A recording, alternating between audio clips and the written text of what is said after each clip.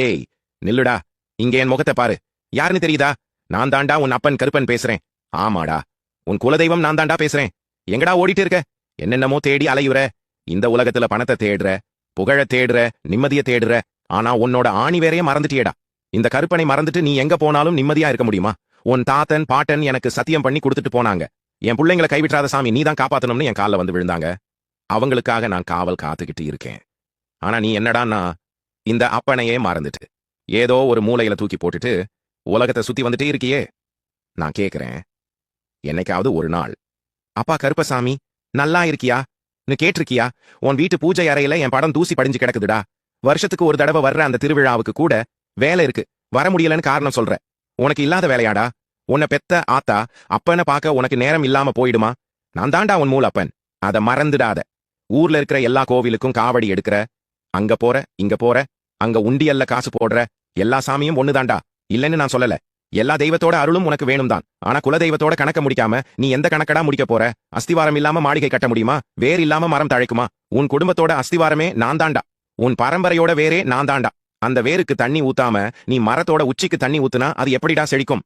முதல்ல என் வாசப்படிக்கு வா, உன் குடும்பத்தோட வா, வந்து என் முன்னால நில்லு. எனக்கு பட்டும் வேணாம், பணமும் வேணாம். ஒரு சொட்டு கண்ணீர் விட்டு, அப்பா தெரியாம தப்பு பண்ணிட்டேன், என்ன மன்னிச்சிடுன்னு ஒரு வார்த்தை கேளு. அந்த ஒரு வார்த்தைக்காக தாண்டா நான் இத்தனை நாளா காத்துக்கிட்டு இருக்கேன். நீ படுற கஷ்டம் எனக்கு தெரியாதா? ராத்திரி நேரத்துல தூக்கம் வராம புரண்டு புரண்டு படுக்குறியே, அது எனக்கு தெரியாதா? கடன் தொல்லை கழுத்த நெரிக்குது, குடும்பத்துல நிம்மதி இல்ல, புள்ளைங்க சொல்றத கேட்கல, உடம்புல ஆரோக்கியம் இல்ல, எல்லாம் என் காதுல விழுந்துகிட்டு தான் இருக்கு. என் புள்ள கஷ்டப்படுறத பாத்துக்கிட்டு நான் சும்மா விட்டுருவேன்னு நினைச்சியா? இல்லடா, உன்னை கைவிட மாட்டேன்டா. நான் உன் முதுவுக்கு பின்னால காவல் தெய்வமா நிக்கிறேன்டா. உன் எதிரி எவனா இருந்தாலும் சரி, எவ்வளவு பெரிய கொம்பனாவே இருந்தாலும் சரி, என் முன்னால அவன் வால் ஆட்ட முடியாது. உன் நிழலாக கூடவே வருவேன்.